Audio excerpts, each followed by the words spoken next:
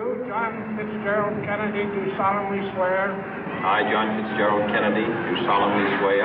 That you will faithfully execute the office of President of the United States. That I will faithfully execute the office of President of the United States. And will, to the best of your ability. And will, to the best of my ability. Preserve, protect, and defend the Constitution of the United States. Preserve, protect, and defend the Constitution of the United States. So help you God. So help me God.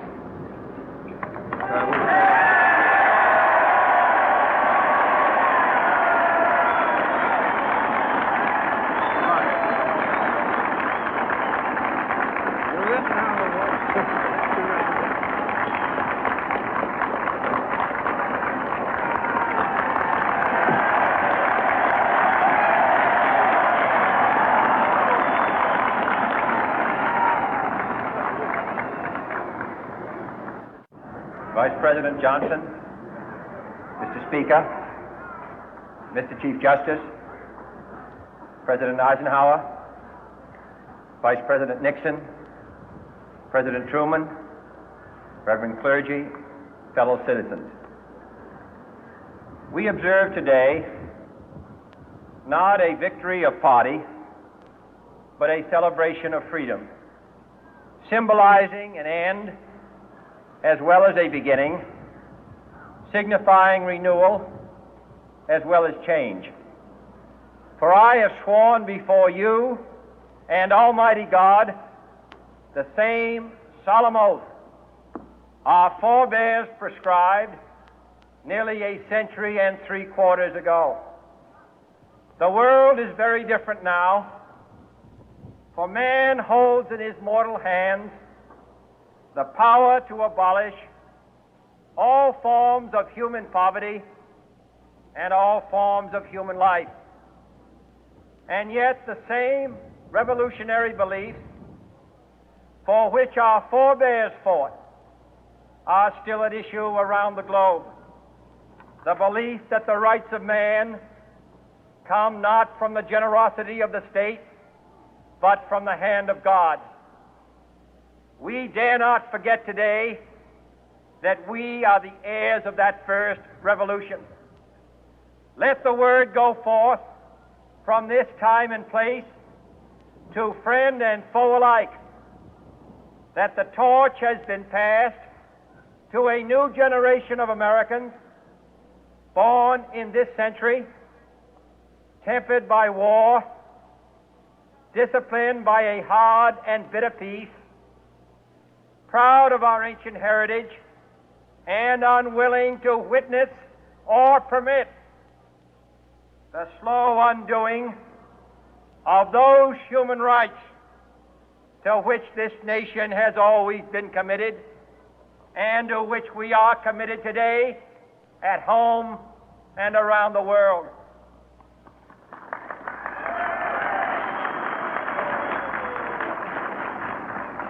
Let every nation know, whether it wishes us well or ill, that we shall pay any price, bear any burden, meet any hardship, support any friend, oppose any foe to assure the survival and the success of liberty.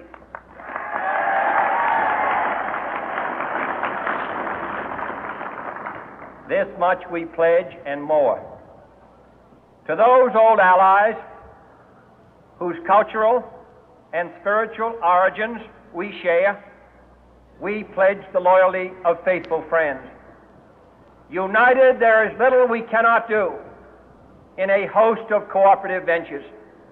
Divided, there is little we can do, for we dare not meet a powerful challenge at odds and split asunder. To those new states whom we welcome to the ranks of the free, we pledge our word that one form of colonial control shall not have passed away merely to be replaced by a far more iron tyranny. We shall not always expect to find them supporting our view, but we shall always hope to find them strongly supporting their own freedom, and to remember that in the past, those who foolishly sought power by riding the back of the tiger ended up inside.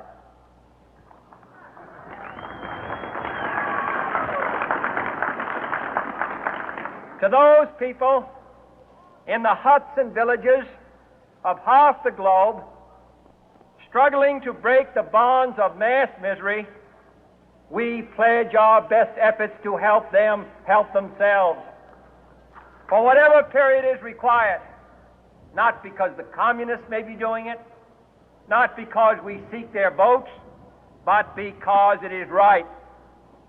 If a free society cannot help the many who are poor, it cannot save the few who are rich.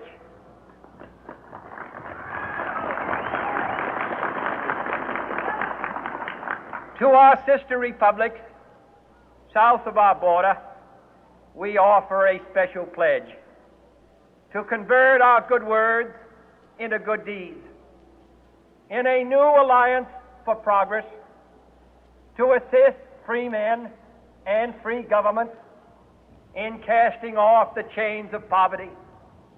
But this peaceful revolution of hope cannot become the prey of hostile powers. Let all our neighbors know that we shall join with them to oppose aggression or subversion anywhere in the Americas.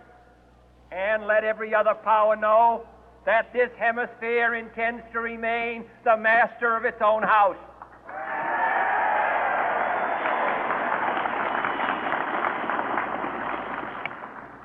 To that World Assembly of Sovereign States, the United Nations, our last best hope, in an age where the instruments of war have far outpaced the instruments of peace, we renew our pledge of support to prevent it from becoming merely a forum for invective, to strengthen its shield of the new and the weak, and to enlarge the area in which its writ may run.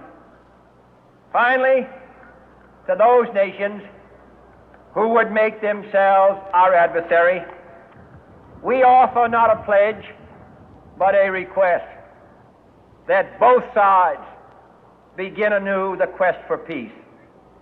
Before the dark powers of destruction, unleashed by science, engulf all humanity in planned or accidental self-destruction, we dare not tempt them with weakness, for only when our arms are sufficient beyond doubt can we be certain beyond doubt that they will never be employed.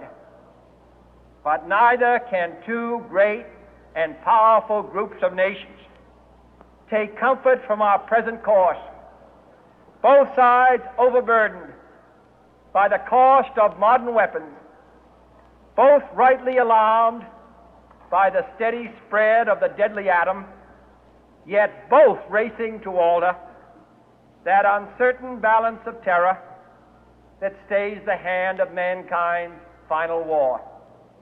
So let us begin anew, remembering on both sides that civility is not a sign of weakness, and sincerity is always subject to proof. Let us never negotiate out of fear, but let us never fear to negotiate.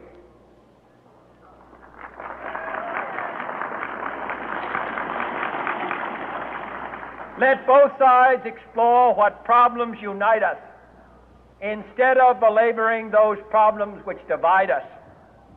Let both sides, for the first time, formulate serious and precise proposals for the inspection and control of arms, and bring the absolute power to destroy other nations under the absolute control of all nations.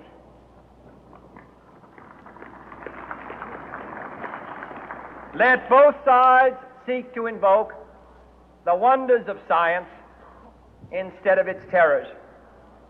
Together, let us explore the stars, conquer the deserts, eradicate disease, tap the ocean depth, and encourage the arts and commerce. Let both sides unite to heed in all corners of the earth the command of Isaiah to undo the heavy burden and let the oppressed go free. And if a beachhead of cooperation may push back the jungle of suspicion, let both sides join in creating a new endeavor, not a new balance of power, but a new world of law, where the strong are just and the weak secure and the peace preserved. All this will not be finished in the first 100 days, nor will it be finished in the first 1,000 days, nor in the life of this administration, nor even perhaps in our lifetime on this planet. But let us begin.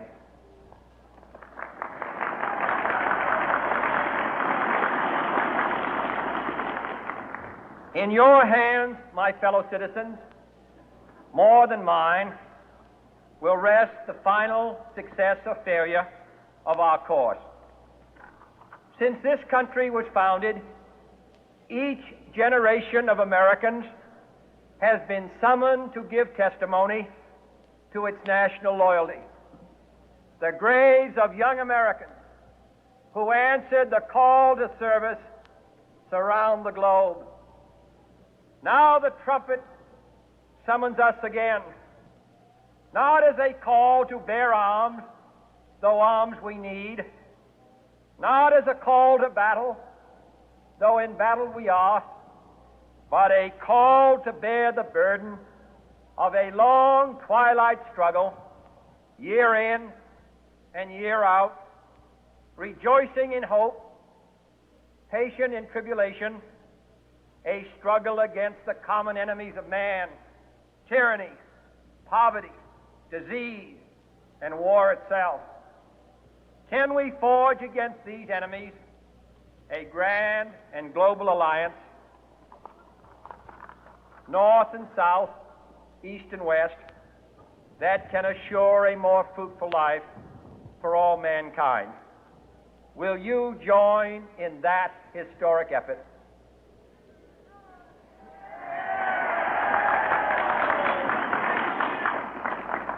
In the long history of the world, only a few generations have been granted the role of defending freedom in its hour of maximum danger. I do not shrink from this responsibility. I welcome it.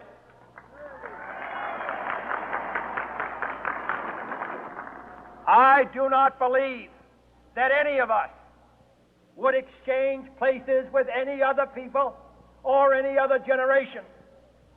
The energy, the faith, the devotion which we bring to this endeavor will light our country and all who serve it. And the glow from that fire can truly light the world.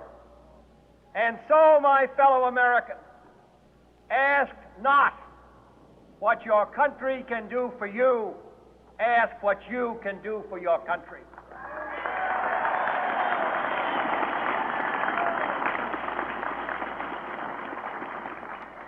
My fellow citizens of the world, ask not what America will do for you, but what together we can do for the freedom of man.